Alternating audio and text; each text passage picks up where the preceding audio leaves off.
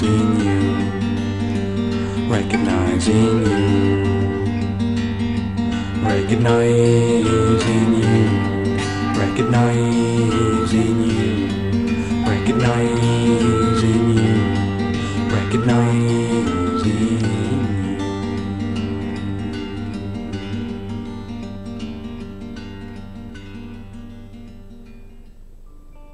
Can you tell us a little bit about your background, Tim?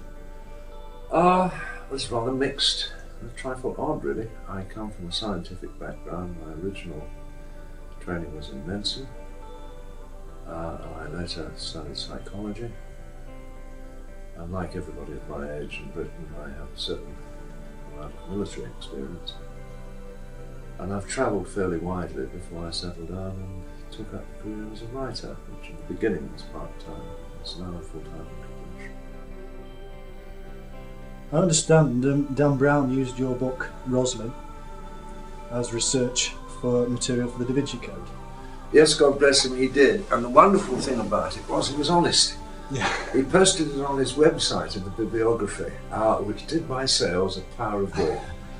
But that was a book that was selling well for some years anyway. And I wish he'd used a little more from Rosalind, Guardian of the Secrets of the Holy Grail than some of the other works he consulted. But he ended up writing a delightful thriller, a wonderful piece of hokum, which was a page turner. I read it on a bus coming down from London at the late hours of the night some years ago, and I couldn't put the bloody thing down. It was great fun. Why do you think he used Rosalind? I think he used quite a wide variety of books, of which Rosalind was one. He also used works by my good friend and colleague Margaret Starburn, by Michael Bergent, Richard Lee and Henry Lincoln, who again I all know. I don't necessarily agree with them, though I'm in almost total agreement with Margaret Starburn's work. She is brilliant, very, very honest and perceptive lady. And he culled from a wide variety of sources, as any reasonable professional author would. He did his homework. His books have caused a furore, particularly amongst the Catholic Church. But it's got to be read for what it was presented as a story, a piece of fiction. That taken, what would you say about the fiction, his fiction, and which parts of it would you say are factual? Well, we've got to delving here into rather complex work. The main book that was used by Dan Brown for his research was The Holy Blood and the Holy Grail, which caused a sensation when it was published 26 years ago. And that arose out of Henry Lincoln's holiday in France, where he read a book called Le Trésor Maudit by Gérard de Sade. And within that book was the mystery of the virtual millionaire status of an obscure parish priest called Bérengère-Saunière in the chateau. But unfortunately, Henry fell into the hands of Gérard de Sade and his two colleagues, Philippe de Chérisy and Pierre Plantard. Now, Plantard was a convicted conman who had founded a society in 1956 called the Priory of Sun. Plantard was also a neo-fascist who had published a so-called resistance magazine on top quality paper in Paris during the war when paper was in very short supply. In actual fact, he was a Nazi sympathizer who published his work with the full cooperation of the Gestapo. De Sade, Plantard and de Chérisy had confected a wonderful fiction. They used the very real mystery of the millionaire status of Bérengère-Saunière as a hook to hang their hat on. And Philippe de Chérisy, who was extremely knowledgeable about European esoteric history, confected a fable, a fantasy, about descendants from Jesus still being extant in Europe today, out of a long-standing esoteric tradition which was much wider and much broader than that. And they pinned the root of this family on the Merovingians, which was factually utterly wrong.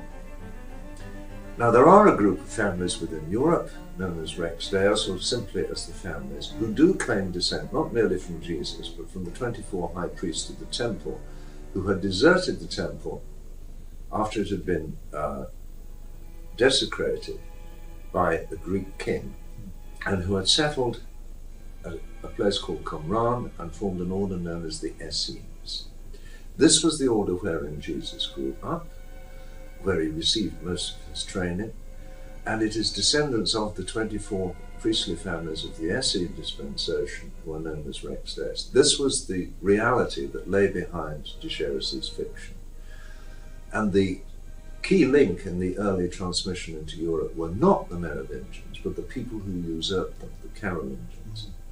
Or 150 years before any of this became published, I found histories written of the Carolingian Empire which state quite clearly that it was an established fact, it was well documented, that Charlemagne claimed descent from the House of David. Right. So, in that sense, both the Holy Blood and the Holy Grail and the Da Vinci Code were in error in pinning it to the Merovingians. The Carolingians were the key, and it was during the Carolingian Empire that Charlemagne was in charge that he placed other members of the family in charge of large swathes of the country he was ruling. Who else could he try? Who could he trust better? Yeah. And it's their descendants who are the present day members of the family. And yes, there are countless people descended from Jesus who are still alive. Yes. I know quite a few of them who, knowing that they are that, say, well, so what? 85% of any audience I address are probably have some blood connection with the Jesus family. Does it matter? Frankly, no. What matters is what sort of people they are today. But the Holy Blood and Holy Grail fantasy, which vagantly and Lincoln bought wholesale from Desailles, de Chérizy, and Plantin, that was written purely to extol the ego of Pierre Plantin, who was an egomaniac writ large. Wasn't he trying to claim ascendancy to some kind of throne? It is suggested that that is the case, and it may well have been, but it certainly was a matter of conflating his own self-importance, which was pretty enormous to start with. He was a most unpleasant man. De Chérizy was a dissolute and rather drunken aristocrat. But the interesting thing about this whole handover of this fable from the so-called Priory of Sion members, De Chérizy, Plantin, and Desailles to Henry Lincoln, was when Henry Lincoln made his brilliant television series for the BBC, which was riveting. He's a wonderful storyteller. He bought the thing wholesale, yet in France it was already well known that the three had quarrelled over money, and that de Chérizy had admitted to forging the so-called secret documents allegedly found at Rennes-le-Château. We've been told, given a polite fiction that says the more you earn, the better you're going to be, the better you're going to feel. We are all avid members of the Consumer Society. I am what I own.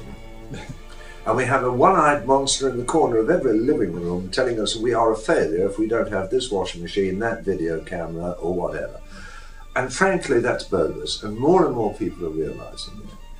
Bernard Levin, that wonderful perceptive journalist, wrote an article back in the late 70s about one of the first mind-body spirit exhibitions at Olympia, wondering at the vast crowds that were thronging through the doors. And he said, modern mankind suddenly realized that there are a host of individuals, each one of which has a hole within.